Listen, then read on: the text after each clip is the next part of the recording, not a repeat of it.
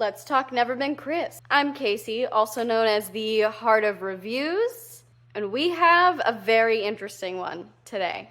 We have a movie. I just want everyone to know, especially the Hynes out there, I'm about to say some very shocking things. I apologize in advance, but they have to be said. What is the plot of this movie? The plot of this movie is we have Liz and Naomi, two best friends who have co-founded, allegedly, an app they call Best Pal, and it's like Tinder, but for friends. But now they're actually trying to break into the dating scene and the affinity group scene. It's a bit of a weird direction to take it. I kind of liked their Best Pals idea, but okay. And Naomi, Janel Parrish, convinces Liz to go home for the holidays, back to their hometown. Even though Liz doesn't want to because she doesn't get along with her mom, because her mom has a new family, she's a new husband, and a stepdaughter. Liz is Jewish, she celebrates Hanukkah, let's go, Hanukkah representation, casually in a Hallmark movie. Love it. Naomi also needs to set boundaries with her mother. We get a Gilmore Girls reference, so you know that it's gonna be a hip movie. Thank you, Joy Botkin, who wrote the script. Of course, both girls who were completely invisible nerds in high school who went to none of the events had a crush on the coolest guy in school, Chris Silver, who, just by dating him, you would instantly become the most popular, amazing, most validated person in the world. Chris Silver is now, of course, back in their hometown. He was in the Marines, and now he's an English teacher, and he's just living his beautiful vegan life as Tyler Hynes. Both girls are into him. They both say they're not into him, but you can tell that they totally are. I'm going to start spoiling things. And usually when you spoil a Hallmark movie, it's whatever, because it's a Hallmark movie. This one, I had no idea what was going to happen. I was shocked. So Naomi is just like so desperate for Chris. You can see her desire for this man written all over her face. It is in every single thing that she does. They have random meetups with everyone who's back from high school. They have a party in the mansion where they play Never Have I Ever with Christmas cookies. And she eats a Christmas cookie because she totally has had a crush on Chris Silver. But Liz won't eat the cookie, and Chris takes note. He makes a little note of it. He is being so flirty with both of them. This is a flirtatious man. And I get it. I get that men can just be nice. I understand that. However, no. He was giving off vibes. And I'm just gonna say, I think he was getting along much better with Liz than he was with Naomi. Because Naomi, she has a thing for him, but it's clearly her high school fantasy. She says it multiple times. She is in love with fantasies more than she is with actual people. And she says that she loves the fantasy of Chris Silver. And everyone knows that when Chris Silver dates you, you become popular and perfect, no matter who you were before.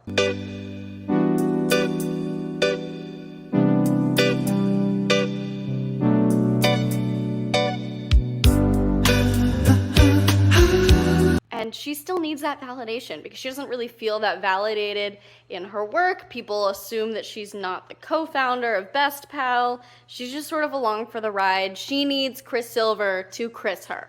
She needs it. Liz is more understated. She's not going to say that she likes him. She's not going to outwardly care. But she likes him. She wants to go back to high school and do things a little differently. She wants that redo. She also wants to be popular. But they bond over The Great Gatsby, over who Chris Silver is now as a person. She kind of calls him out, he calls her out. I thought they would have been pretty good together. I thought that was going to be the big shakeup, that instead of Janel Parrish, we are going to get a Liz, Chris moment. Then we get to this ice skating scene. And they are out and they are ice skating, and he is just bonding with Liz. I'm like, oh, surely things are gonna happen. And then they kiss, and I said, that has to be fake. It was a fantasy, don't worry. But then she falls down and she gets hurt, and he goes skating with Janel Parrish, and all of a sudden they are making out.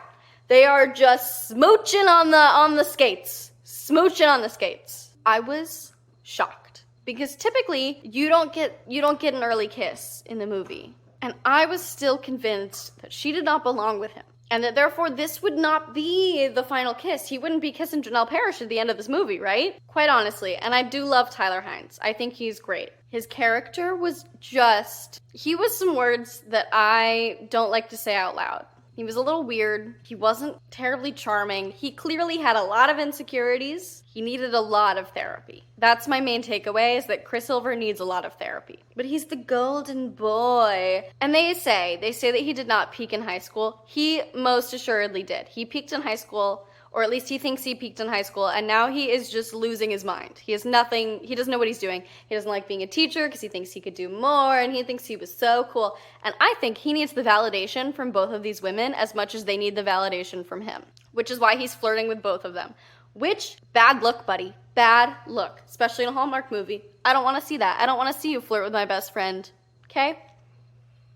No. So I thought that she would realize very quickly that he was just a fantasy, and then he would be free to go genuinely make a genuine connection with Liz. And I was like, that's fine, as long as it happens real fast. No, it didn't happen. Didn't happen like that. Instead, he brought her bouquets of flowers, and he was like, I miss you.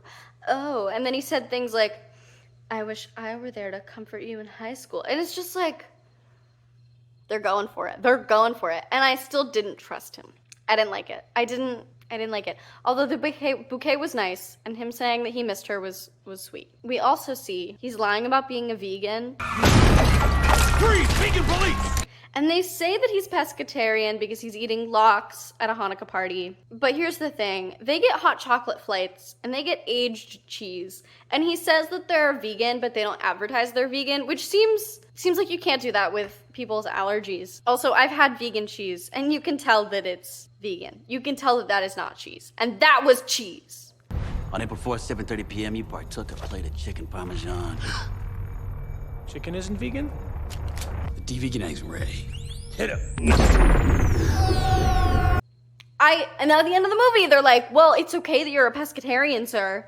He's not a pescatarian. He's not vegan. I mean, I guess if he's a pescatarian, then he's a vegetarian, but with fish, which makes him not vegan. Lying about being vegan versus lying about being vegetarian, but actually you're a pescatarian, these are different things. Like, veganism is another whole step. Anyone can be vegan. Ovo-lacto-vegetarian, maybe. Over what? I partake not in the meat, nor the breast milk, nor the ovum of any creature with a face. So we did not find the vegan. Naomi and Chris have dinner. Christmas by Design is quaking. They are shaking in their little boots because Tyler Hynes, he comes out and he's like, I really like you, and I think we should make this work. They've known each other. I mean, they've known each other a long time, but they've been on one date. And Janel Parrish, she says, but that doesn't make any sense. How are we gonna be together? You're gonna move out to California? And he was like, no, you would move here. Duh. He's going full Jude Law on The Holiday. Except in The Holiday, I support them and I love them because Jude Law on The Holiday is a wonderful man. Chris Silver is totally just saying that he's in love with her because he is desperate. This is a man desperate for validation. He wants to feel like the king of high school again. Run away, Janel. Run away. Run far, far, far away. She does. And then immediately, he gets all pissed off. He shuts down. He's like, oh my God, she's rejecting me. Even though you just told her to move back to Connecticut and she doesn't want to do that. He was like, start a bakery. No. At one point in the movie, he says, I'm just Chris. And all I could think about was Barbie, except he's the bad Ken. He's one of the bad Kens. He has not self-actualized yet. I'm just Chris. Anywhere else I'd be a I didn't like it. So I was excited when she left and she said, let's not do this. I said, oh my gosh, Tyler Hynes is gonna end up with no one, which is crazy. But Chris Silver, he needs that. He needs to take some time and really look inwards. Of course, when this relationship breaks down, we also have the breaking down of the friend relationship. They pull a Something Rotten the musical. It's a very niche joke. I don't know if anyone understands it here, but Liz pulls a Something Rotten and she says, I carried you. I'm the only reason why you have a job. And Janel Parrish was like, oh, rude. We also find out that Liz did get into Stanford and she just didn't go. And she says that it's because of Janel Parrish, but we all know that it's not.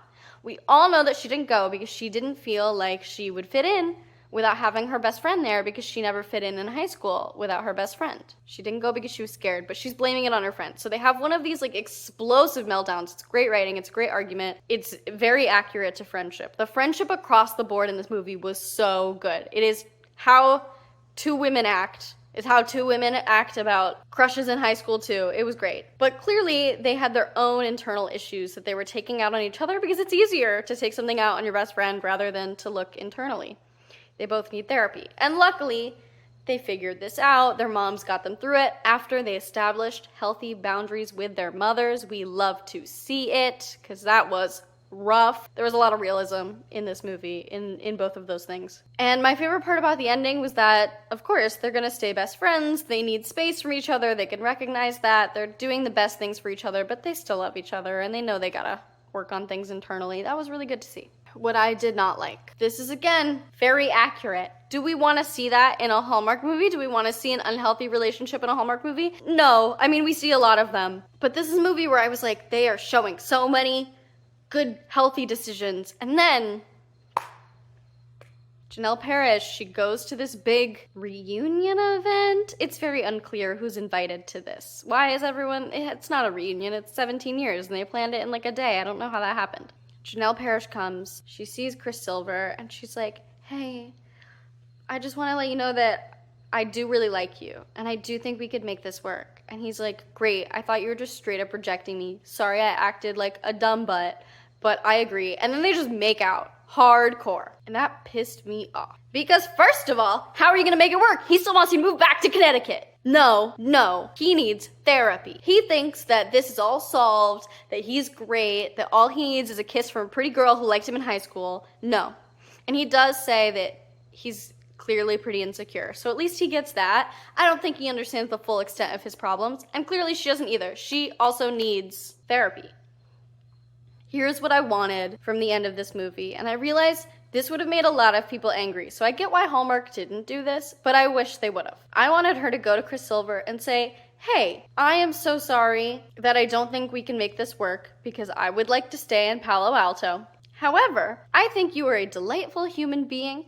I think you are lovely. You deserve someone wonderful. I don't want this to hurt your spirits. This has nothing to do with you. It's just that I live in California and you live in Weston. Thank you for showing me how great the fantasy can be. I also am maybe a little caught up in the fantasy of us, and I wasn't giving you, who you actually are right now, a chance. And then he can say, I'm sorry you took that so personally. I clearly need a lot of therapy. and then they could go, high five. Because let me tell you, this man was giving some serious vibes to Liz right before she came back. I mean, they were standing there in the gym, and I was like, is he gonna kiss her?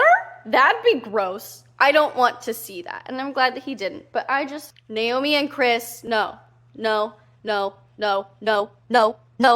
bad. This will not end well. And I know that a lot of Hallmark romances will not end well, but just like, you'd been doing so good. Been doing so well. And I get she can't solve all her problems at once. She can't lose a best friend and her dream man from high school, but like, no. I think Hallmark needs to teach us sometimes that the people we had crushes on in high school, we should not be with. We can still think about it. But no, we shouldn't do that. Bad choices. Other than that, though, this movie was really great. It was about looking at who you really are versus who people think you are. It was about not letting other people define you, especially not other people's past thoughts of you. It's about moving on from who we once were, finding new ways to move forward. It's about setting healthy boundaries, reevaluating our relationships, no matter if they're familial or friendly or romantic. It's really about being honest with ourselves and who we really are, which is why I wish the ending showcased that a little bit more. Because I think if they were both honest with themselves, they would see that maybe they're both in this relationship for the wrong reasons. I also just fundamentally do not understand how Chris Silver is a secret whittler and a high school English teacher and a former Marine who buys people drinks all the time and has just like a buttload of money. What's the teaching like in Weston? Can I get a job there? Like, the teachers are clearly filthy, stinking rich. The biting the glove moment was super sexy. Tyler Hynes knows what he's doing. The juicy velour line. Joy Botkin, you understand. You understand us. This movie was genuinely very, very funny. I mean, outing people's pescatarianism. You once were a vegan, but now you will be gone. Be gone. Just all of the actors did an amazing job. The little yearbook pictures next to the person, hilarious. I think Naomi's mom in the beginning of the movie really summed up this whole thing for us. She's like, you guys thought you were never good enough for Chris Silver in high school. That's not true, but he's especially not too good for you now. So true. That man, he did peak in high school. He doesn't have to if he gets therapy. Therapy. I think that's the theme of a lot of Hallmark movies, just to get therapy. Therapy, please. Please, please. A woman will not solve your problems, sir. However, friends also need therapy, but should also still stay friends. Stay friends, ditch the guy. Holiday decoration check. Lots of ornaments everywhere. I mean, Naomi's whole house was just like, how many green ornaments can we fit on this shelf? Now we're decorated, and then I loved that Liz's was exactly the same. They were just like, let's take a large plastic container and throw a bunch of blue ornaments in it, because blue ornaments are Hanukkah. A blue and silver Christmas tree, that's Hanukkah too, I'm sure. Oh, Hallmark, I love you so much. The shaving cream snow, it's back, it's back, it's back. The shaving cream snow is back. I don't know if anybody here remembers the shaving cream snow year, but it fell in globs in their hair. It was terrible. It was stuck to everything they owned. Awful. Awful. They didn't do it on the ground this time. They just did it on the trees. It's still a terrible choice, but I think it's hilarious. I screamed. I loved it. Love the shaving cream snow. Anyway, this movie was honestly really good. I had a great time. I loved watching it. It was really funny. The dialogue was brilliant. The plot was really great. It was inventive. I had no idea what was going to happen. Thank you to Joy Botkin for writing us a movie that shows that platonic soulmates can be even more important than romantic ones at certain points in our lives. For acknowledging the many splendored thing that is a female friendship. And I'm sorry that due to Hallmark's limitations, we had to end with Tyler Hynes getting the girl. Not sure if that was in your original script, Joy. Not sure. Anyway, that's me. I hope that the Hynes don't kill me for saying these things. You can find my other hot takes via the links in the doobly-doo. I'm on Instagram, I'm on Facebook, I'm here on YouTube. Thanks to everyone, especially that one lady who gave me my first hateful comment the other day. I deeply apologize for being an evil person whose opinions don't matter. Subscribe for more opinions that don't matter. Bye-bye!